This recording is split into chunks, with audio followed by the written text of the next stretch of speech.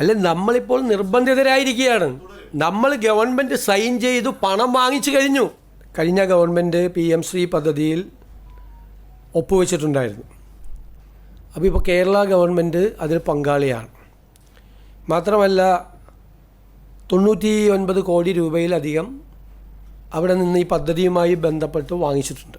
നമസ്കാരം. ഇത് നമ്മുടെ ബഹുമാനപ്പെട്ട മുഖ്യമന്ത്രി സതീശ് സാർ ഇന്നലെ മന്ത്രിസഭാ യോഗത്തിന് ശേഷം പത്രമാധ്യമങ്ങളോട് സംസാരിക്കുമ്പോൾ നമ്മുടെ PM ശ്രീ പദ്ധതിയെപ്പറ്റി മാധ്യമപ്രവർത്തകരോട് പറഞ്ഞ ഭാഗത്തു നിന്നുള്ളതാണ്. കഴിഞ്ഞ സർക്കാർ PM ശ്രീ പദ്ധതി ഒപ്പിട്ടിരുന്നെന്നും അതിൻ്റെ പണം വാങ്ങിച്ചിരുന്നു. അദ്ദേഹം ഉപയോഗിച്ചിരിക്കുന്ന വാക്കുകൾ വളരെ സശ്രദ്ധ നിങ്ങൾ നോക്കിക്കോളൂ.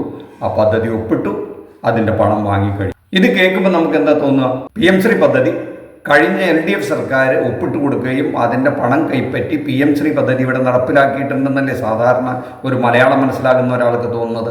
പക്ഷെ അവിടെയാണ് അദ്ദേഹം തന്ത്രപൂർവ്വം പറയുന്ന ചില ഭാഗങ്ങൾ നമ്മൾ ശ്രദ്ധിക്കേണ്ടത്. അത് ഒപ്പിട്ടു, അതുമായി ബന്ധപ്പെട്ട പൈസ കിട്ടുകയും ചെയ്തു എന്നാണ് പറയുന്നത്. യഥാർത്ഥത്തിൽ സംഭവിച്ചത് എന്താണ്?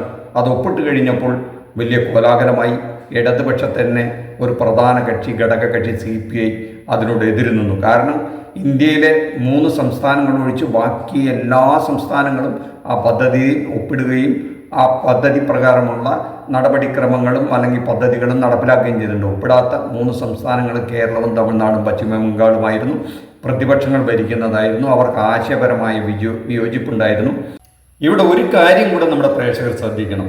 ഈ ഒപ്പിടാത്ത ഒരു സംസ്ഥാനങ്ങളിലും കോൺഗ്രസ് ഭരിക്കുന്ന സംസ്ഥാനങ്ങളല്ല കേട്ടോ. കോൺഗ്രസ് ഭരിക്കുന്ന ഒരുപാട് സംസ്ഥാനങ്ങൾ ഇതിനു മുമ്പുണ്ടായിട്ടുണ്ട്. 2022 ഈ പദ്ധതി തുടങ്ങിയത്. അന്ന് നിലവിലുണ്ടായിരുന്ന പല കോൺഗ്രസ് സർക്കാരുകളും, കർണാടകയാവട്ടെ, രാജസ്ഥാനാകട്ടെ, അങ്ങനെ ഹിമാചൽ പ്രദേശ് ആകട്ടെ, എല്ലായിടത്തും ഈ പദ്ധതി അന്ന് തന്നെ ഈ കോൺഗ്രസ് സർക്കാരുകൾ ഇംപ്ലിമെൻ്റ് ചെയ്യുകയും അതിൻ്റെ പണം വാങ്ങുകയും PM ശ്രീ പദ്ധതി പ്രകാരമുള്ള എല്ലാ ആനുകൂല്യങ്ങളും കേന്ദ്ര സർക്കാരിൽ നിന്ന് വാങ്ങുകയും ചെയ്തിട്ടുണ്ട്.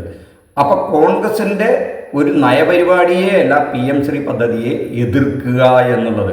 ആ കോൺഗ്രസ് ആകുമ്പോൾ ഇന്ത്യയിലെ ചില സംസ്ഥാനങ്ങളിൽ ചില നയങ്ങൾ, കേരളത്തിൽ മറ്റൊരു നയം എന്ന് പറയാൻ പറ്റില്ലോ. കേരളത്തിലെ കോൺഗ്രസ് ആൾ ഇന്ത്യ കോൺഗ്രസിൻ്റെ ഭാഗമല്ല എങ്കിൽ അവർ പറയുന്നത് നമുക്ക് വിശ്വസിക്കാം. പക്ഷേ ഇവിടെ UDF LDF ഇത് ഒപ്പിട്ട് കഴിഞ്ഞപ്പോൾ നഖശികാന്തം എതിർക്കുകയാണ് ചെയ്തത്.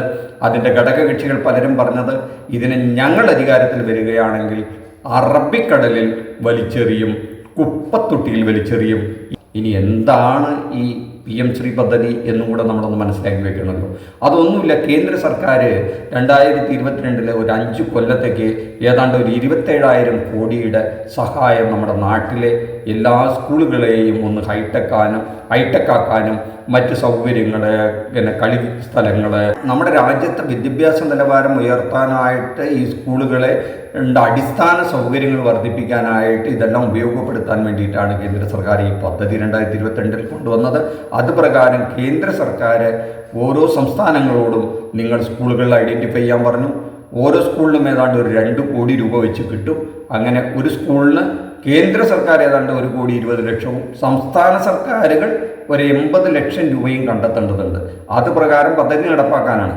അത് ഈ കേരളത്തെ സംബന്ധിച്ചിടത്തോളം എന്താണോ ഈ കേന്ദ്ര സർക്കാർ വിഭാവനം ചെയ്തത് അത് വർഷങ്ങൾക്ക് മുമ്പേ നമ്മുടെ സംസ്ഥാന ഗവൺമെൻറ് ഇവിടുത്തെ സ്മാർട്ട് സ്കൂളുകളാക്കി എല്ലാ സൗകര്യങ്ങളും ആക്കി. നമുക്കറിയാലോ, പല സർക്കാർ സ്കൂളുകളും ഒരു 90% ഇന്ന് നല്ല നിലവാരമുള്ളതാണെന്നറിയാം. അപ്പോൾ കേരളത്തിന് അത്തരം ഒരു ഫണ്ടിൻ്റെയോ ആ പദ്ധതിയുടെയോ സത്യത്തിലൊരാവശ്യമില്ല. പക്ഷേ അതിൻ്റെ പേരിൽ ഈ കേന്ദ്ര സർക്കാർ ഒരു ചതി ചെയ്തു. SSK ഫണ്ട് എന്നും പറഞ്ഞിട്ട് ഈ സ്കൂളിലെ മറ്റു പല കാര്യങ്ങളും പാവപ്പെട്ട കുട്ടികൾക്ക്, ആദിവാസി കുട്ടികൾക്ക് അവരുടെ യൂണിഫോമിന്, ഉച്ചഭക്ഷണത്തിന്, അവിടുത്തെ സ്കൂളുകളിലെ അധ്യാപകരുടെ ശമ്പളത്തിനൊക്കെ കൊടുക്കേണ്ട കുറേ പൈസയുണ്ട്. അത് ഈ 2018 തുടങ്ങിയ ഫണ്ടാണ്. അതെന്ത് ചെയ്തറിയൂ? ഈ പദ്ധതി ഒപ്പിടുന്ന സംസ്ഥാനങ്ങളൊക്കെയാണ് ഇത് കൊടുക്കുള്ളൂ എന്ന് പറഞ്ഞു. സത്യത്തിൽ ആ പദ്ധതിയും PM ശ്രീയുമായിട്ട് യാതൊരു ബന്ധവുമില്ല എന്നുള്ളതാണ്. പക്ഷേ കേന്ദ്ര സർക്കാർ രാഷ്ട്രീയമായിട്ട് ഈ ഒരു എന്ത് ചെയ്തു? ചതി ചെയ്തു. ആ ചതിയുടെ മറവിൽ 3 വർഷമായിട്ട് നമ്മുടെ കേരളത്തിന് ഫണ്ടൊന്നും SSK ഫണ്ട് കിട്ടുന്നില്ല. അങ്ങനെ 1000 ചില്ലാനം കോടി രൂപ കേരളത്തിന് കിട്ടാനുണ്ടെന്ന് പറയുന്നു. അവർ വാശി പിടിച്ചപ്പോൾ കഴിഞ്ഞ LDF സർക്കാർ എന്ത് ചെയ്തു? ഈ ഒപ്പിട്ടാണെങ്കിലും ഈ തുക വാങ്ങിയിട്ട് ഈ പാവപ്പെട്ട കുട്ടികൾക്ക് കൊടുക്കണമെന്നുള്ള സതുദ്ദേശത്തോടു കൂടി ഒപ്പിട്ട് കൊടുത്തു. എന്തായാലും ആ പാഠ്യപദ്ധതി പ്രകാരമുള്ള ഒരു കാര്യങ്ങളും ഇവിടെ നടപ്പിലാക്കാൻ ഉദ്ദേശിക്കുന്നില്ല എന്ന കാരണം ഇവിടുത്തെ സ്കൂളുകളൊക്കെ ഹൈടെക്കാണ്. ഇനി ആ ഫണ്ട് കിട്ടുകയാണെങ്കിൽ തന്നെ വളരെ തുച്ഛമായതാണ്. കേവലം 2 വർഷം മാത്രമാണ് ബാക്കിയുള്ളത് ആ പദ്ധതി പ്രകാരം. അതുകൊണ്ട് വലിയ പ്രയോജനമില്ല എന്നുള്ളത് LDFന് പറയായിരുന്നു.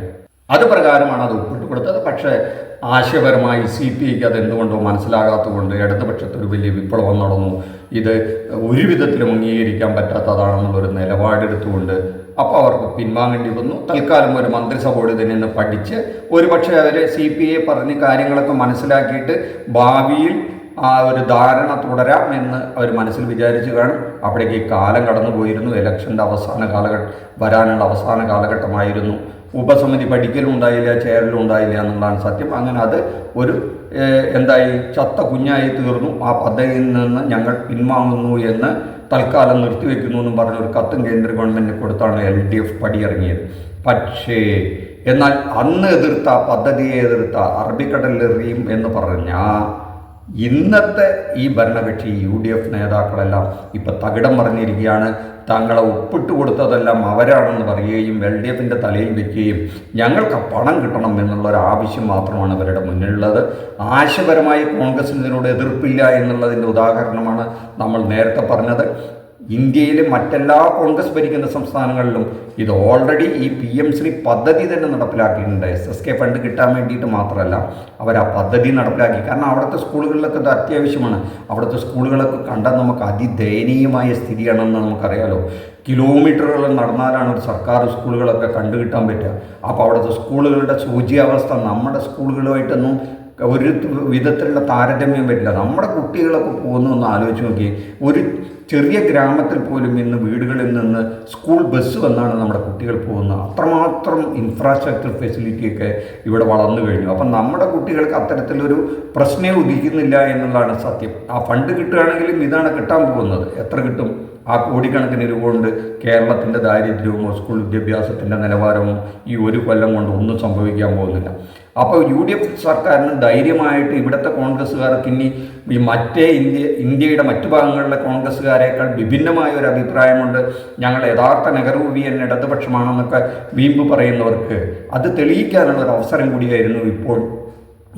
നിങ്ങൾ ഒപ്പിട്ടാലും അത് തുടരാൻ ഉദ്ദേശിക്കുന്നില്ല. അതുകൊണ്ട് ഞങ്ങളും ആ പദ്ധതി ഇവിടെ വെച്ച് അവസാനിപ്പിക്കുകയാണെന്ന് ധൈര്യപൂർവ്വം പറയേണ്ടടുത്ത് ഇന്ന് അതുമായി ബന്ധപ്പെട്ട ആ മന്ത്രി പറയുന്ന വാക്കുകളും കൂടെ നിങ്ങൾ ശ്രദ്ധിച്ചാൽ ഇവരുടെ കാപട്യം എത്രമാത്രമുണ്ടെന്ന് നമുക്ക് മനസ്സിലാക്കണം. നമ്മളിവരെ വിശ്വസിച്ച് ഭരണത്തിലേൽപ്പിക്കുകയാണല്ലോ. ജനം ഇവർ വന്നാൽ വലിയൊരു മാറ്റമുണ്ടാകുമെന്ന് പറഞ്ഞാണല്ലോ നമ്മളിവരെ അധികാരത്തിലേറ്റിയത്.